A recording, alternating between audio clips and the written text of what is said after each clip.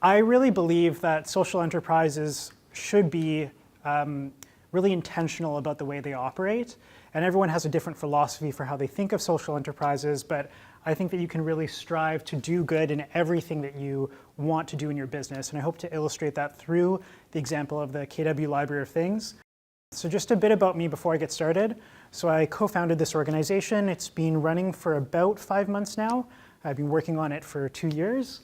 I'm just wrapping up my master's in community psychology at Wilfrid Laurier University, where my specialty is on how to make organizations more sustainable and how to embed a culture of sustainability in societies. So I have 2 weeks left in that program. I'm also a consultant at Sustainable Societies Consulting Group. That's a registered B Corporation that helps organizations be more social and environmentally sustainable. I'm a member of Extended Family Waterloo Region's Board of Directors, and I'm going to talk about both that and sustainable societies a bit later because it plays into our story. And then I am a counselor on the Waterloo Riding Youth Council. So I do have quite a few roles, but they all relate to social and environmental well-being and all kind of come full circle in helping me start the Library of Things. So I have a short story to share with you before I kind of get started. So a couple of years ago, my partner and I were really excited to go camping. We got all our friends together and we were like, let's go do this. And then we realized we had none of the required equipment. Like apparently you need a tent, you need some sort of stuff to actually go camping. And so we started to think of, okay, let's go out and buy it. And we were all students at the time and didn't have a lot of disposable income. And so it started to get pretty pricey and it just wasn't an option for us. And then on top of that, we all lived in crammed student housing, and I still do.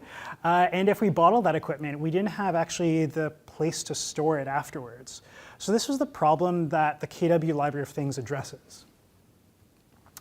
It's essentially a space where community members can borrow infrequently used items, such as tools, camping equipment, or kitchen items. So instead of going out to to buy a chocolate fountain for a party that you're hosting, you can borrow it for a week and just bring it back. And so we really kind of fill that void of constantly having to go out and buy things all the time. And so the first thing that I started to do is I started to build on the success of other libraries and other kind of sharing economies around the world. So there are roughly 10 similar libraries across Canada and over 100 around the world that do a similar thing. So some of them are cooperatives, some of them just lend out kitchen items, some of them just operate out of someone's basement. And they all differ. And so what I did is I got in touch with quite a few of them and I actually had the opportunity to present at a tool library conference 2 years ago, which I can't believe that's actually a thing, but that was pretty exciting for me to attend. And then this past summer, I took my first vacation in a while and I actually got to travel to Eastern Europe and I visited a few tool libraries there and we were able to exchange ideas about how we can collaborate even more. And so what I really did was ask them, how are you structured? How do you serve your members? What is your community? How did you get your items? All these different things to really consider how we can shape our business and learn from their strengths. So I truly believe that like no good work can be done alone. And I'm a workhorse, I love what I do, but at the same time, I know that I'm not able to do everything all by myself. So putting together a great kind of team was essential for this library. And so the idea came from Felix Munger, who is the principal and managing consultant at Sustainable Societies Consulting Group. He was doing some work in Berlin and came across a similar library. And then when he came back to Waterloo, he thought, why don't we just try and get this started here? And at that time, I was starting my master's in community psychology, and I had to start a community practicum where you do something practical in the community. And he said, Devin, why don't you just do some research about libraries of things, see if it's feasible in Kitchener-Waterloo. So I went ahead and did that research, and then when I found out it was feasible, I was like, why don't we just get it started? Like, this is something that needs to happen.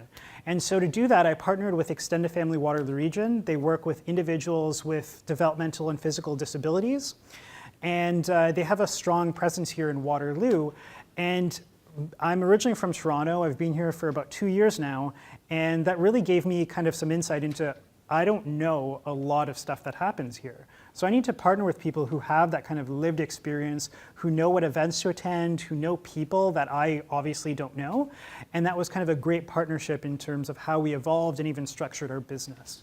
And so the three of us together kind of co-founded the organization, and now we all play a strategic role in it going forward. So the first thing that I did was I started asking community what they wanted and what was best for them. So I attended countless community events, I'd say probably over 60, different community potlucks, ward, your, I don't know, city, I went to city council, I went to the Culture and Music Festival, anything that I could possibly have a booth or I could just stand there at a community-supported agriculture pickup, I would just go and ask people, what does a Library of Things mean to you? How do you share items? Who should we serve? Where should it be located? I asked all these questions because who better to ask than people that we would hopefully be serving? And so out of that came so much information that was incredibly valuable in terms of how we actually operate now. And then with Extended Family, that has a strong mission in terms of serving individuals with physical and developmental disabilities, I start to ask, is it important that we employ individuals with physical and developmental disabilities? Should they earn a livable wage? Is this something that is needed in Kitchener-Waterloo?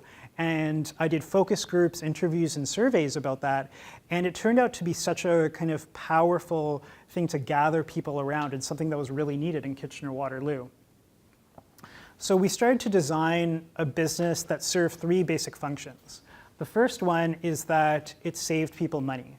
So to become a member of our library, it's $40 annually to borrow any of the items for a week at a time. So if you think about going to buy a tile saw, that can be a couple $100, versus borrowing it for $40, you're pretty much saving the first time you borrow. And that happens for the vast majority of our items. And so I have now quite a few friends and some family that live in Waterloo, and I started telling them about that when we were designing the library, and they said, $40 is great, but for a lot of people that just doesn't work. Like, it's just not accessible. And my whole thing about this library is, why do anything if it's not going to assist people who otherwise wouldn't be able to help themselves or deliver some sort of social good? And so we started thinking about this model where if people can't afford the $40, they can pay $20 or they can actually pay nothing and have a community subsidized membership. So we got local organizations and people who are able to afford it to donate memberships for other individuals. The second benefit is a social one. So we strive to employ individuals who face barriers to employment, and that's not restricted to individuals with disabilities or individuals with mobility needs, but also for newcomers to the region, anyone who is facing any kind of financial barrier. That's who we want to employ, because those are the people that we want to kind of assist and learn from at the same time. And so that's the model that we kind of fell with. And then the last benefit that really excites me is an environmental one. So if you think about all those things that we kind of buy all the time and then throw in the landfill right away, it's kind of staggering. And so Waterloo Region's landfill is going to reach capacity by 2030. And so we're going to have to find a new landfill. And it's kind of a large problem that we're facing. And so the Library of Things kind of directly addresses that and provides an alternative where we can share these items communally that often just lay at our houses collecting dust. And so we track the number of items that we share. And so in the few months that we've been open, we've diverted over 600 items from the landfill. And often these items are very resource intensive in terms of actually producing them. And they are kind of disastrous when we send them to the landfill. So here's a picture of some of our community-sponsored memberships. So as I mentioned before, people can actually purchase these memberships. So instead of paying $40, you can pay $80 and fully subsidize a membership for someone else in your community. And so when I first started thinking about this idea, I was like, who would ever pay $80 for something that's $40? Like, it just doesn't make sense to me. And so I started talking to other organizations that have something similar, and I started to realize that if you believe in that you've created a community around your organization, people buy into it. I never feel like I have to sell the library. I just talk about it and people kind of flock to it. They're like, this just makes sense. And so as soon as I mention that this is something that's of value, we have lots of people who have stepped up and offered memberships because they understand that this is a value that speaks to a need in their community. So when we first started the library, I had written maybe a few grant proposals, but I was not good at it at all. And I started getting quite good at it, and it was really necessary. And so we were funded by a number of organizations, both locally and kind of around the world, who believed in our vision. And that was through really understanding what our value proposition was, filling out your business canvas, and understanding what value you have. And so these are a few of the organizations here, but we had countless people who were able to talk to me and provide me advice about here's how you should structure it, here's how you should think about your business. And I started to get really good at pitching the library. So I've been to countless pitch competitions and we've done fairly well at those. And it's just because we really believe in what our library does. I've been balancing school, work, and the library for the past 2 years now, and I've had a lot of people tell me you should just focus on one. But as soon as people learn that, they're like, oh, you're so passionate about all of these things that are all related, and it just kind of like oozes out of me and it excites people, and that has just made me more successful in the pitch competitions.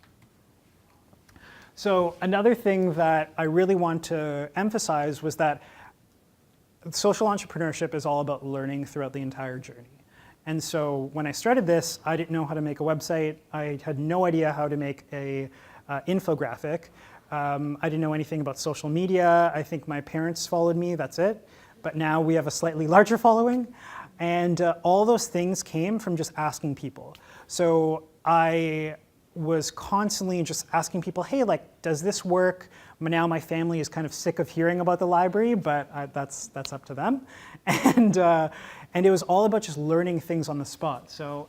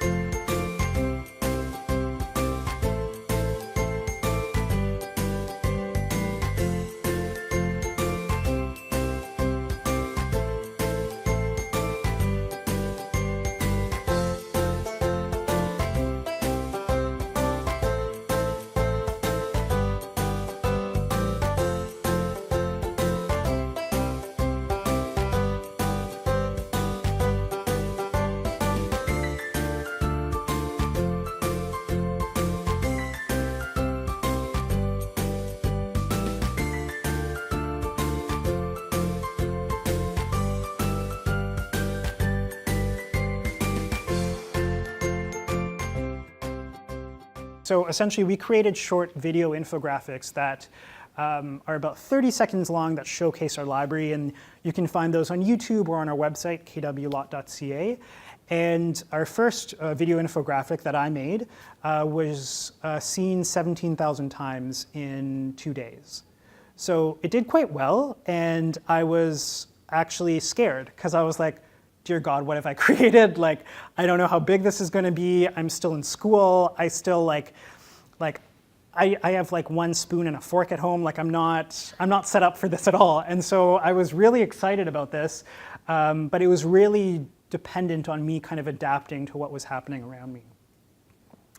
So another kind of point about that is how we found our space. So a lease, we ended up signing a lease in the same building as Extend a Family. They had another kind of organization that moved out, and it just worked perfectly with how we wanted to structure our organization. So our location is actually on 91 Moore Avenue, so it's about a 5-minute walk from Grand River Hospital. And I, again, didn't really know much about construction, and so we got our lease, and then one weekend we had a local contractor supervise me and a few other of my team members to help construct the space. So we were like, okay, we have to build shelves, we have to build a desk, how do we do this? We were really starting from scratch.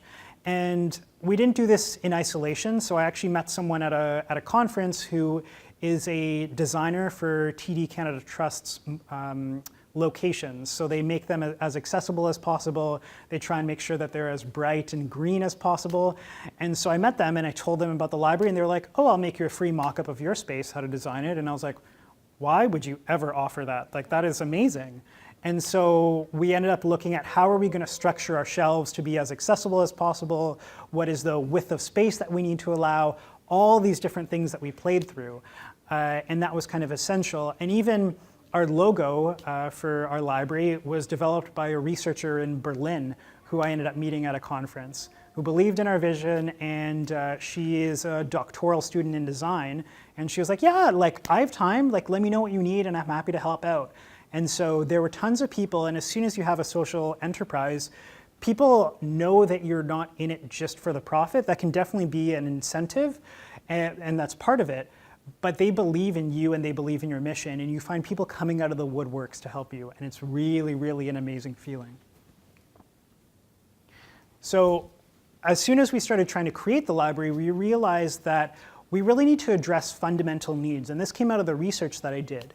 So what we started finding out was as soon as people entered our library, they kind of got overwhelmed. So if you can picture it, and there was a slide, there was a picture a couple slides ago, our library is essentially like a public library, except instead of books, it's tools, kitchen items, and camping equipment. But it looks really kind of scary when you first walk in there, because you're like, why are there all these huge objects there? And so when we started figuring out that people were intimidated, we created this, this chalkboard right outside of our library that shows people how to interact with it. It shows people what to expect, what are the most bored items, how they can actually be a member. And that was really through understanding people's needs in terms of their user experience with our library, and has made us that much more kind of accessible to people in the community. Another thing we did was we realized that for a lot of construction projects, for example, you need like a couple nails here or some sanding paper. You just need a few items. So we actually have a take what you can, leave what you can shelf for if you just need a small can of WD-40, you can just borrow that and bring it back. Or if you have some spare kind of things that you finished on a project, you can bring that. And so we're just trying to create this sharing economy where instead of it just lying in your basement and then throwing it out in 5 years, you can actually just bring it to our library and then someone else in the community will benefit from it. So it's all these added things that we've been really, really intentional about addressing needs that community members brought us. We also have a community bulletin board where people put up kind of upcoming events that speak to our community and are really local. And we've really tried to address unique kind of, our unique proposition. So here are our aprons that all of our staff wear. And it's a kind of weird thing for me to share with you, but it just kind of summarizes one of the conversations that we had with our team. So we were talking about our uniform as staff of the KW Library of Things. And we started thinking about, okay, like how many t-shirts do we have to order? How many sizes? Like this is just so confusing. And as a team, we were like, why don't we need to be size inclusive. People come in all different shapes and sizes. T-shirts aren't easy for some people to put on. So we ended up thinking about aprons. They fit our brand more. It just makes sense.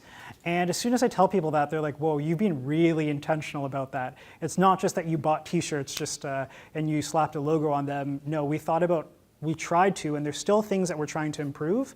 And no business is perfect by any means, and ours definitely isn't. But we've really tried to look at all the different aspects that we could. So in terms of the items, I put a call out over social media to get all the items that are in our library. The night before, I remember calling my parents and I was like, I'm an idiot, this is not gonna work, who would ever donate items? Like it just boggles my mind.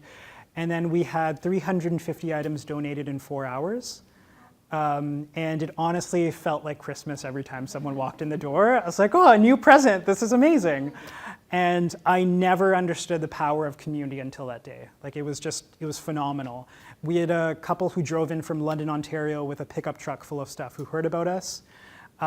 Because of that day, someone from Vancouver Island contacted me and they said now they're starting a tool library because they heard about our success.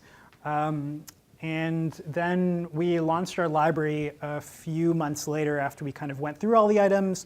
We now have a tool doctor who goes through and repairs items.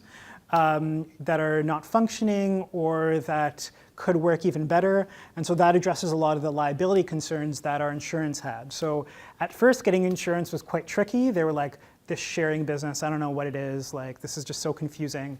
And it took about, I'd say, like 12 weeks to get that on board. And I don't know how many phone conversations I had where, like, at the end of it, I would just start crying and I was like, this is not going to work. But it eventually worked really well. We made up a risk policy around what would happen. We have our members sign liability waivers, and we talk to them about how best to use these items. And a question that I get all the time is, so, like, what if a member breaks an item? What happens? And so we just have a conversation about, like, really trying to determine if it was something malicious or if it just happened by accident. If it happens by accident, we just send it to our tool doctor, who is a registered contractor who volunteers their time to fix items and who just tinkers with them. And then if it's malicious, the Toronto Tool Library, that's a similar organization, they've lent out, I think it's 30,000 items by now. They have 4 locations in Toronto. It's happened twice that someone has broken something maliciously, because they've built a community where people aren't trying to hurt one another. You're part of this because you want to be part of it. And so when it happens, we have a procedure for that, but all those things fall under our risk management policy. And so because of this, we got awesome attention, and it's part of being a social enterprise that we are featured in the newspaper over 8 times. We were on the radio over 3 times, and we got so much kind of capital out of it. And that's social capital. I don't make any money off the Library of Things. I've spent, I don't know how many hours working on this project, but I've made $0 off it. But I have gotten a lot of kind of social capital. I've met tons of people. I'm now one of Canada's top 25 under 25 environmentalists, which I'm pretty excited about. And there are tons of different things that have assisted me now. So I'm just graduating from my master's, and being associated with a social enterprise is a great thing that I'm able to talk about, and something that is just an immediate conversation starter. So I really think that sharing items is just the beginning for the Library of Things. So we're actually co-hosting a repair cafe, which is where you can bring items that are at your house that are broken, let's say a zipper on a jacket or a sewing machine or something that just isn't working that you really like and don't want to throw out or just needs a bit of fixing. And you just bring it, and you have people in your community who are experts at fixing things. And so we have one at Quartz Lab on October 14th that we're co-hosting with a bunch of local organizations, because we really want to try and divert as many things as possible from the landfill. I have a quick question for you. How many hours do you think the average drill is used in its lifetime before it's thrown in the landfill? Thousands of hours? Yeah? Anyone else? Wait, like how long does it last before you have to throw it in the landfill, or how long does it actually get used? How long is it actually used? How many? 10 hours. 10 hours? So it's actually 11 minutes. What? So it's kind of sad if you think about these things that we think are so kind of essential that we have in our houses. There are some people who use it all the time. But if you think about the average person, yeah. No, and there are some people who use it all the time, but there are a lot of people who just have these items. They've maybe accumulated it from friends and family, and that's really just ending up in the landfill after 11 minutes of use. So why don't we try and change that? And that's part of changing culture. It's a large piece of my master's in terms of trying to create a culture of sustainability in Waterloo Region. There's this perception that if you're a consumer, you're a good citizen, and we constantly have to shop. If we're sad, if we're hungry, if we're anything, we should always go out and shop. But I think it's better if we go out and share, if we talk to each other, if we actually are productive in terms of having relationships. And that's something that I think the Library of Things is trying to do. It's just the start, but in terms of shifting culture, so we're not constantly just trying to consume all the time. And what we're hoping to do is switch this pyramid upside down. So instead of buying being the first immediate reaction to anything that you need, it's using what you have, borrowing, swapping it with other people. I really want to kind of shift this paradigm, and that's what I think a social enterprise should be. It should be a way of like shifting the way we do things. That doesn't mean you have to do this. Your social enterprise can do anything that you want it to. But I'm a pretty aspirational person, and I really think that whatever you do should have purpose, and there's no point in having a business unless you're doing some sort of social good. It's my little kind of like advocate speech.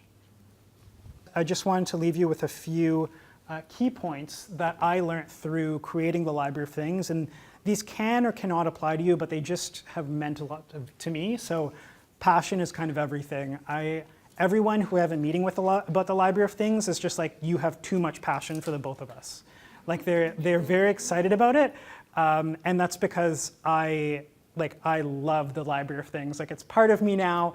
Every 5 minutes I talk about the Library of Things. We actually have a rule at in my family that we're not allowed talking about the Library of Things at the dinner table.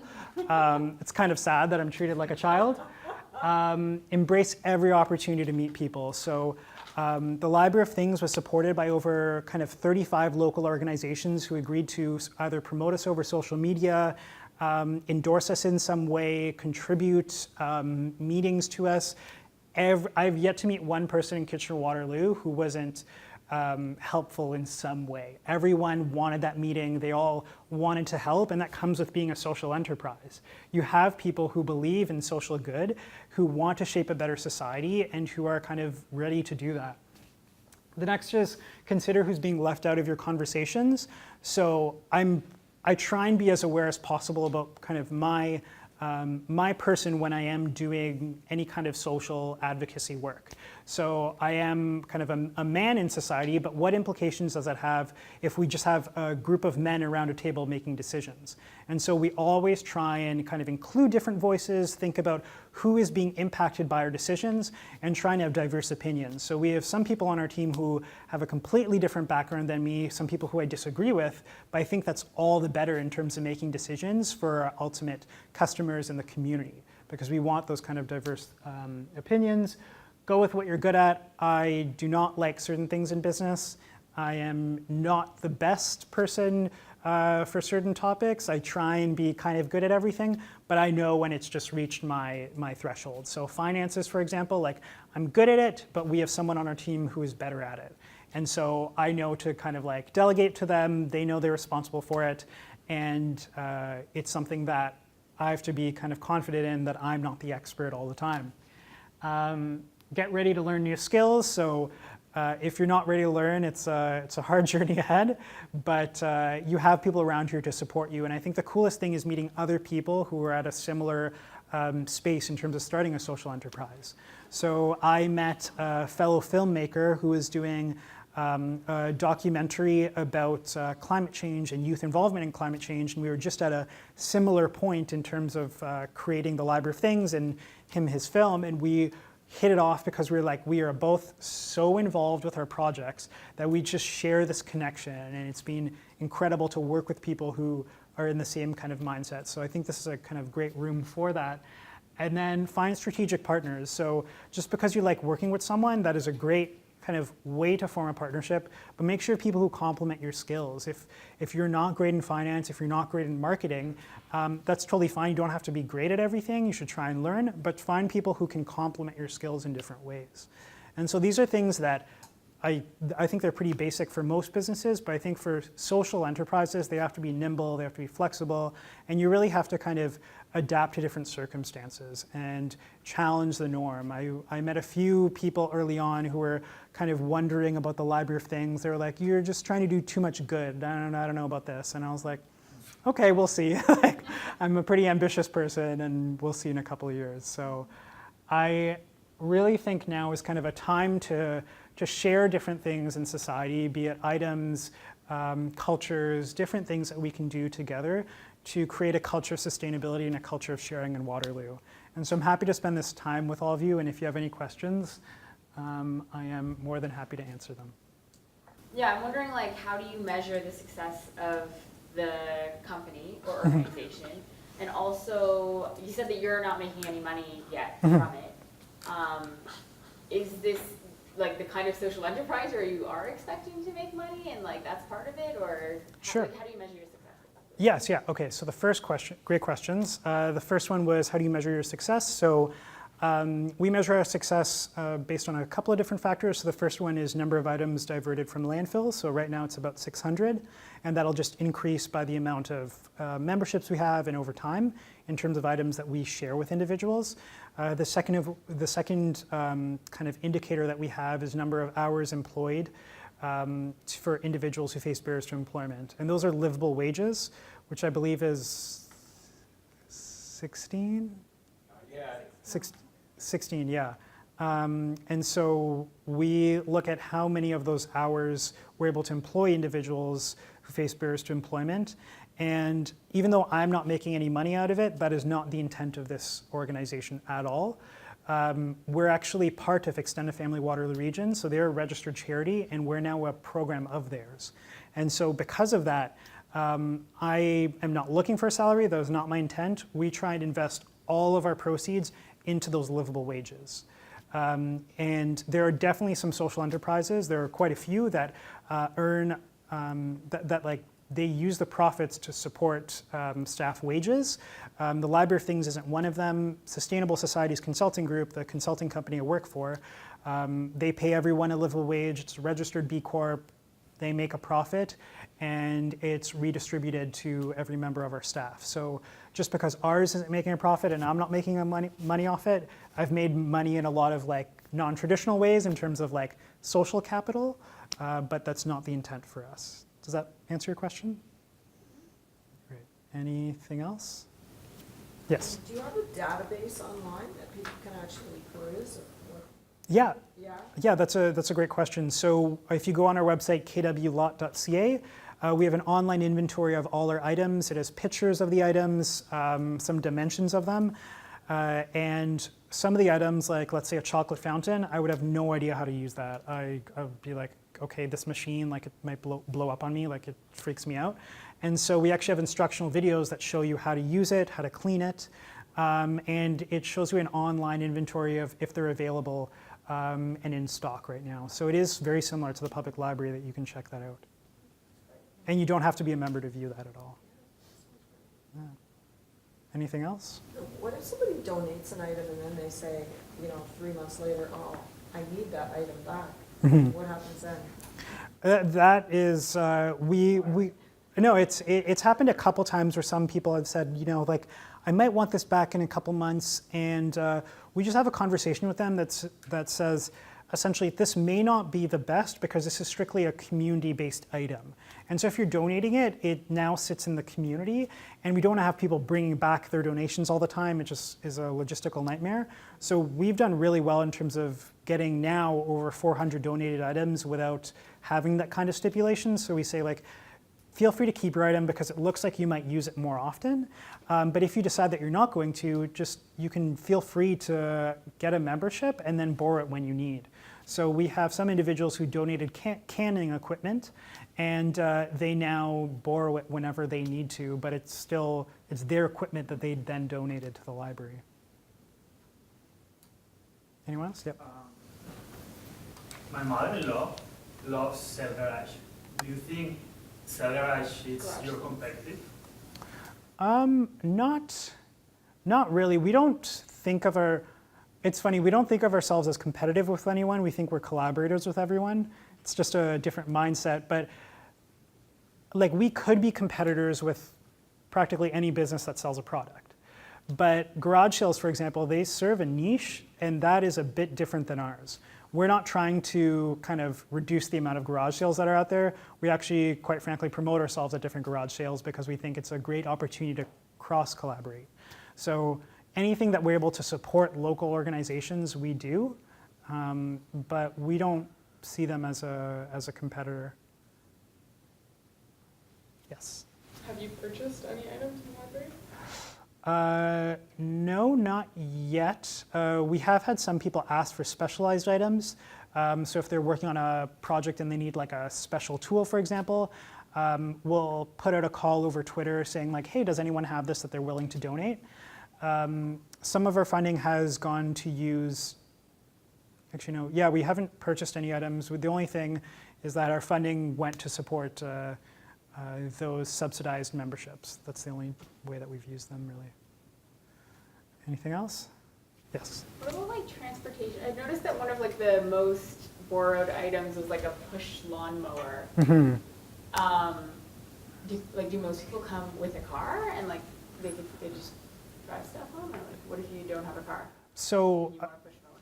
yeah. Or they're large. Yeah, you're gonna have to. All of these are pretty large. Or most of them are large. Yeah, so I'd say, I think it's 63%, sorry, I'm a stats person, 63% of people live within 1 kilometer, of our members live within 1 kilometer of our library. So we're quite popular with our neighborhood. And so most people come walking, the majority of people. On the other hand, there are quite a few that come driving, which is fine. And they're able to put it in their car. We do have some items that people are also able to borrow, kind of like a trolley that attaches to your bike that you're able to put on, and so then you can transport the items. And we have been trying to conceptualize a way of having a delivery service that is run by biking people. And so that's another thing that our business is already pretty complicated, so we're trying to keep it simple for now, but most people come walking. Yeah. Anything else? Is anyone excited about their social enterprise? Yeah, it's quite a bit of work, but it's so exciting.